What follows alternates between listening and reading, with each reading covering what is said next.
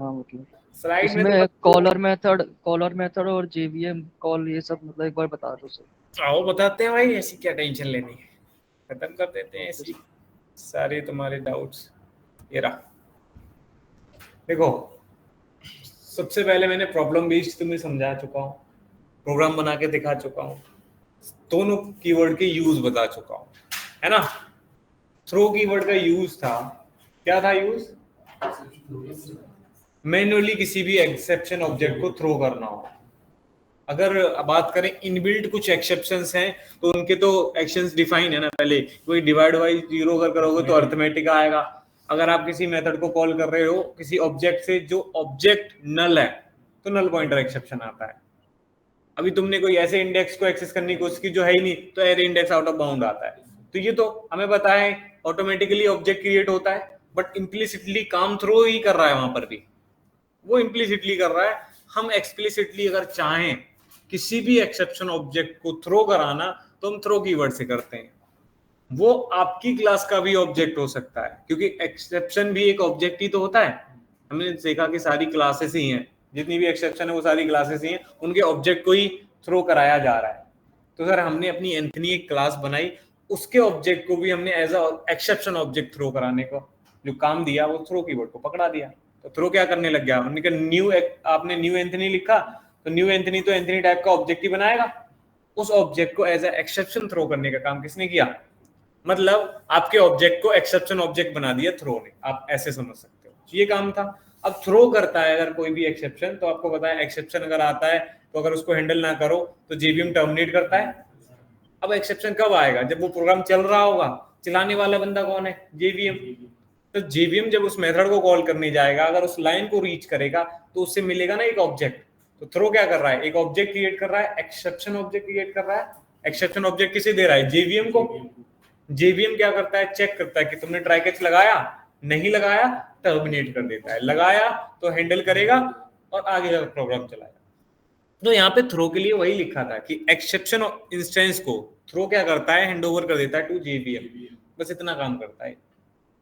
ठीक, अगर हम यहाँ पे देखें तो इन्होंने क्या किया है, इन्होंने कहा अगर आई लेस देन जीरो होगा ना इस मेथड के अंदर तो थ्रो करा देना इलीगल आर्गुमेंट एक्सेप्शन। क्या ये सर कब आना चाहिए, अब आपको पता है डिवाइड बाई जीरो एक प्रॉब्लम है। अब आपने यूजर इनपुट लिया हुआ है आई के अंदर और आप आई से ही डिवाइड कर रहे हो किसी को, क्योंकि हमें पता है हम मोड आई डिवाइड आई कर करके देखते रहते हैं ना अपने प्रोग्राम्स में, कभी फैक्टर फैक्टोरियल फैक्टर्स में हमने डिवाइड किया था, मोड किया था, तो करते ना आई से डिवाइड, उनका पहले ही हम चेक कर लेंगे आई की वैल्यू जीरो तो नहीं, अगर है तो हम स्टार्टिंग में ही बोल देंगे throw new illegal argument exception. ये क्या बनी बनाई क्लास है या हमने बनानी है, उनकी ये तो बनी बनाई क्लास है। इस क्लास का object as an exception object बनाने का काम थ्रो कर रहा है। अब थ्रो इस लाइन में जैसे ही आपका जेवीएम पहुंचेगा, थ्रो क्या करेगा, एक्सेप्शन ऑब्जेक्ट पकड़ा देगा, वो पूछेगा तुमने हैंडल किया, इन्होंने कहा हम तो नहीं कर रहे हैंडल, ट्राई कैच लगा गया नहीं। बट इन्होंने ये जरूर बोला था पहले ही कि हम थ्रोज कराते हैं इलीगल आर्गुमेंट एक्सेप्शन। तो ये इसका क्या मतलब है, उनका थ्रोज कह रहा है says this method throws the checked exception illegal argument exception. ये मेथड को कॉल करोगे तो ये एक्सेप्शन थ्रोज कराता है, और एक्सेप्शन थ्रोज करता है तो जो भैया कॉलर है वो खुद हैंडल कर ले अपनी, नहीं करोगे टर्मिनेट हो जाए। तो थ्रोज का काम यही तो है, थ्रोज क्या करता है, एक्सेप्शन ऑब्जेक्ट की रिस्पॉन्सिबिलिटी किसको पकड़ा देता है, कॉलर मेथड। तो एक्सेप्शन ऑब्जेक्ट को यहां से इस एक्सेप्शन ऑब्जेक्ट को मेथड नाम के मेथड से पास कर देगा टू द कॉलर मेथड, बस इतना काम है। क्लियर है, कोई दिक्कत परेशानी नहीं ना, बहुत बढ़िया। जीवन में तुम्हारे एक्सेप्शन हैंडलिंग में 5 कीवर्ड थे जिन्हें तुम पढ़ चुके हो, ठीक, try, catch, finally, throw and throws.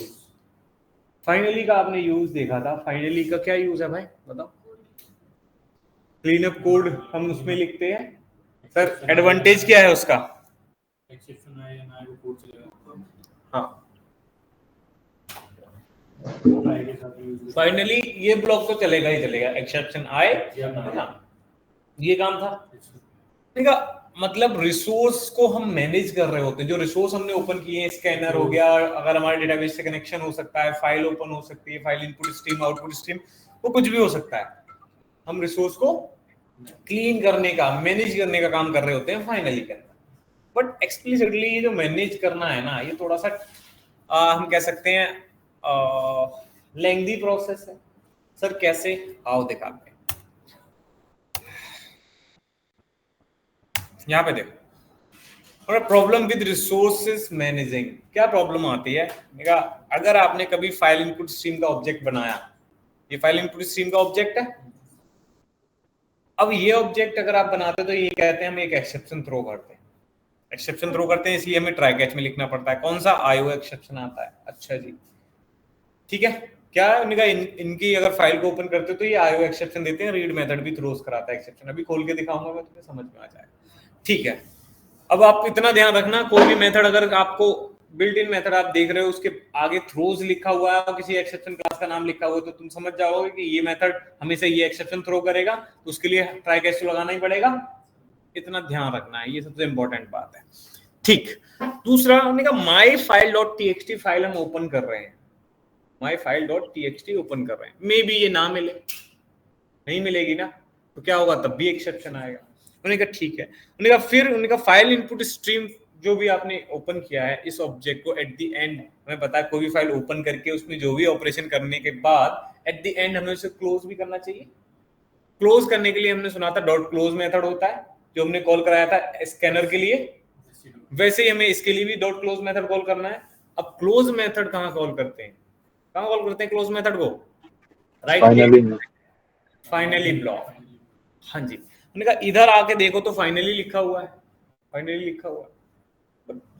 Finally के अंदर कुछ लॉजिक भी लिखा है। क्या लिखा है? उन्होंने कहा जब रिसोर्स ओपन हुआ होगा तभी तो तुम उसको क्लोज करोगे, तो उसके लिए इन्होंने एक चेक लगाया, बोला file input stream is not equals to null. अगर नल नहीं है तो मतलब आपने ओपन किया है, ऑब्जेक्ट बना है। अगर ऑब्जेक्ट नहीं बना होगा तो इसमें नल होगा ना, अगर ऑब्जेक्ट बना है तो ही क्लोज करने चलो। उन्होंने कहा ठीक है, नॉट इक्वल नल है तो चलो क्लोज करते हैं। File input stream dot close call किया, बट यहाँ भी ट्राई कैच लगाना पड़ गया। क्यों? क्योंकि उनका क्लोज मेथड भी थ्रोज करता है एक्सेप्शन को। कौन सा एक्सेप्शन? IO exception. तो सर इस क्लोज को कॉल कराने के लिए भी हमें पता है कॉल कहां से हो रहा है, इस फाइनली ब्लॉक से कॉल हो रहा है ना, तो यहाँ एक्सेप्शन का ऑब्जेक्ट वो लेकर आएगा, कॉलर के पास ही जाता है ना, यहाँ ऑब्जेक्ट आएगा, क्लोज पे ऑब्जेक्ट आएगा। जैसे विड्रॉ कॉल किया था वहीं पे एक्सेप्शन ऑब्जेक्ट आ रहा था, क्लोज पे एक्सेप्शन ऑब्जेक्ट आएगा, तो उसको हैंडल करने के लिए फिर से ट्राई कैच लगाना पड़ रहा है।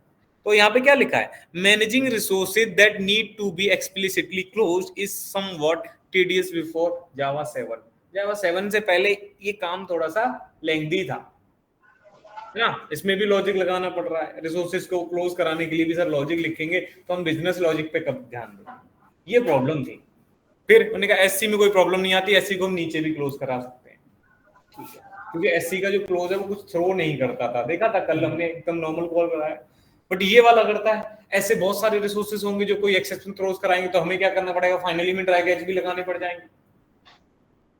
तो सर लेंथ बढ़ती जा रही कोड की, लॉजिक भी लगाना पड़ रहा है। हम चाहते हैं ये वाला काम ऑटोमेट हो जाए।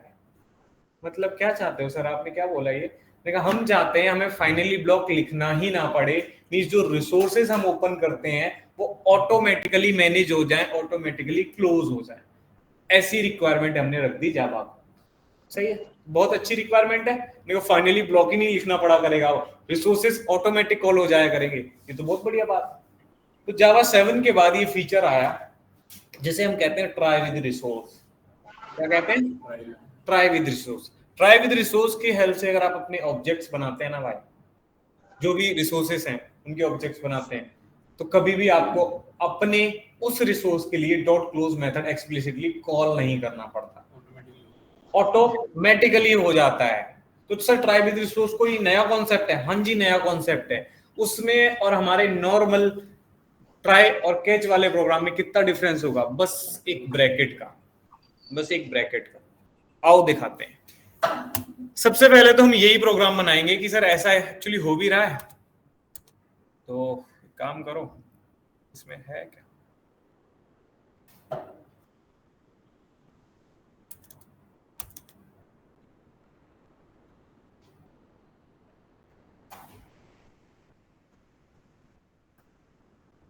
छोड़ो, नया बनाते हैं।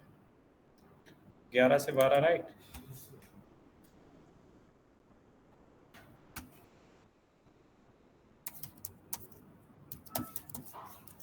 सर IO एक्सेप्शन होती क्या? Input output exception? हाँ, input output exception. Try with this. File में क्या करते हो? इनपुट आउटपुट ही तो करते हो, रीड और राइट ही तो करोगे। ठीक है। अच्छा, अब हमने कहा सबसे पहले स्कैनर का एक ऑब्जेक्ट बनाएंगे।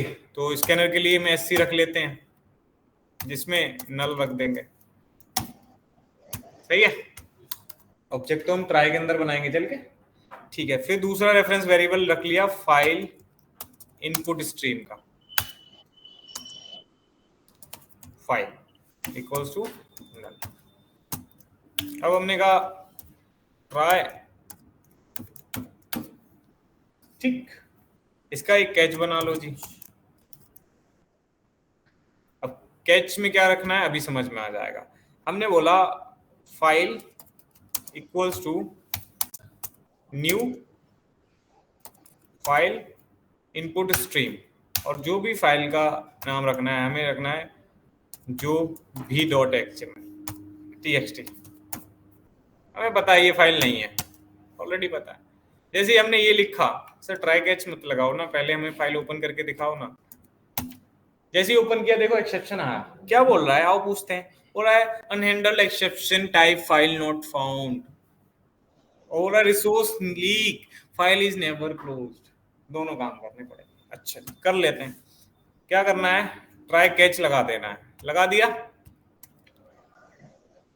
अगर नहीं मिलेगी फाइल, हमें पता है जो भी फाइल नहीं मिलेगी तो ये एक्सेप्शन हैंडल हो जाएगा। बहुत बढ़िया। उसके बाद सर हमें स्कैनर का भी ऑब्जेक्ट बनाना होता है। कैसे बनाएंगे? इनका स्कैनर का ऑब्जेक्ट तो तुम्हें आता है यार बनाना। SC इक्वल्स टू न्यू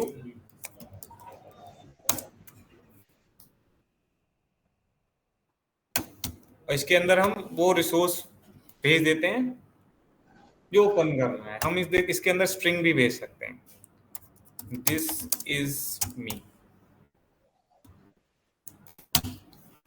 है ना? ठीक है। स्ट्रिंग भेज देंगे तो स्ट्रिंग को हम ट्रैवर्स करने के, एक्चुअली SC के पास ना, स्कैनर के पास भी आपने स्प्लिट मेथड, उस दिन मैंने बताया था स्प्लिट मेथड। तो क्या करता है? स्ट्रिंग को स्प्लिट कर देता है। स्कैनर भी करवा सकता है स्प्लिट किसी भी स्ट्रिंग को, जिस बेसिस पे कोई भी डेलीमीटर आपको देना है वो दे सकते हो, वो कर सकते हैं।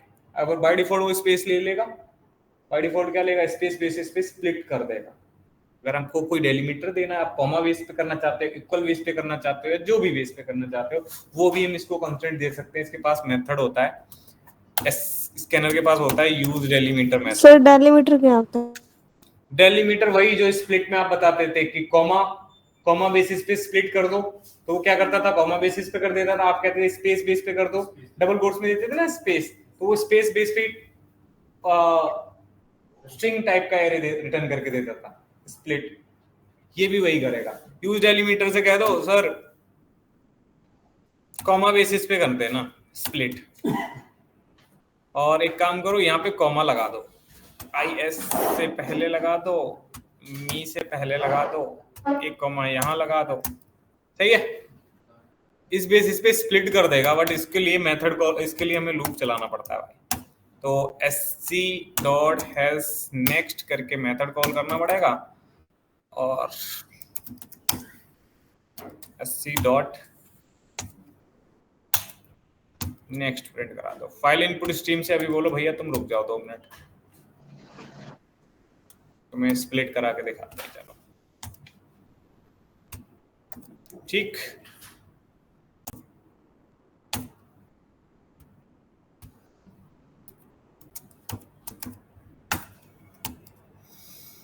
रन करें। हो गया स्प्लिट। अगर सर हम ये मेथड यूज नहीं करते तो उन्होंने कहा मत करो। अब देखो क्या हो रहा है।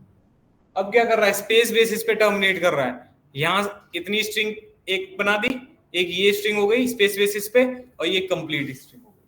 बाय डिफॉल्ट तो स्पेस था लेता है। अगर आपको कोई डेलीमीटर देना है तो आप वो भी दे सकते हो। ऐसे ही होती थी स्ट्रिंग टोकनाइजर क्लास, जो एक स्टूडेंट ने मुझे उस दिन पूछी भी थी, है ना? बट स्ट्रिंग टोकनाइजर एक हैवीवेट प्रोसेस है, वो उसको ना करने के लिए मॉडर्न एनवायरनमेंट में बोलते हैं स्प्लिट मेथड यूज करो, या स्कैनर भी तुम यूज कर सकते हो अगर आपको अपनी स्ट्रिंग को स्प्लिट करवाना है। ठीक है, वो तुम कर लेना जैसा भी करना है। तरीके मैं तुम्हें बताता रहता हूँ बस। तो ठीक है, इसको पढ़ा रहने देते हैं। हम कह रहे हैं ये लॉजिक भी छोड़ देते हैं, कोई दिक्कत नहीं। तो हमने कहा भाई हम फाइल का ऑब्जेक्ट बनाएंगे जरूर, और फाइल का ऑब्जेक्ट बनाएंगे तो हमें पता है एक्सेप्शन आएगा तो उसको ट्राई केस में भी डालना पड़ेगा। क्या हुआ? अच्छा,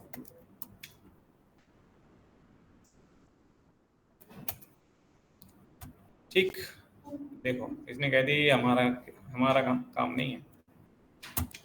हमने कहा ना भाई, इसको भी रख लो।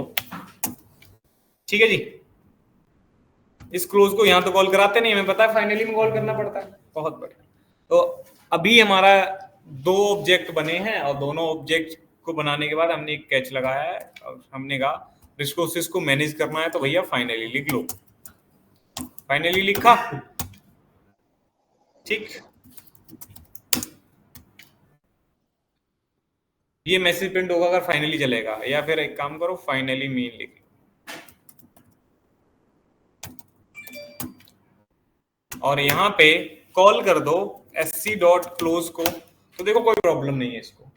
बट हम कह रहे हैं फाइल डॉट क्लोज को कॉल करेंगे, इसको प्रॉब्लम हो गई। अगर हम देखें तो इसके सिग्नेचर में देखो अनहैंडल्ड एक्सेप्शन वैसे तो बोल ही रहा है, ये आईओ आता है। अगर इसको ओपन भी करोगे ना तो थ्रोज आईओ एक्सेप्शन लिखा हुआ है ना, तो सर इनका मेथड जो है ना क्लोज, वो आईओ एक्सेप्शन देता है, इसलिए हमको ट्राई कैच लगाना पड़ेगा। बट सर उससे पहले भी हमने क्या एक लॉजिक लिखा था, क्या हमने कहा अगर नॉट नल है मतलब फाइल ओपन हुई है तभी तो क्लोज करोगे, तो उसके लिए हम यहां पे लिख देते हैं। सबसे पहले तो इफ लगाएंगे, एससी के लिए भी लगा देते हैं, नॉट इक्वल्स टू नल है तो सिंगल इफ पे कोई दिक्कत नहीं, सिंगल स्टेटमेंट पे ब्रैकेट नहीं लगाए तो भी कोई दिक्कत नहीं होती, वैसे आप कह रहे हो तो लगा देते। फिर मैंने कहा एक इफ लगाया इनके लिए, बोला इफ फाइल नॉट इक्वल नल है तो आप क्लोज कर देना। भाई स्पेलिंग भी लिखना नहीं आता तो क्या करोगे।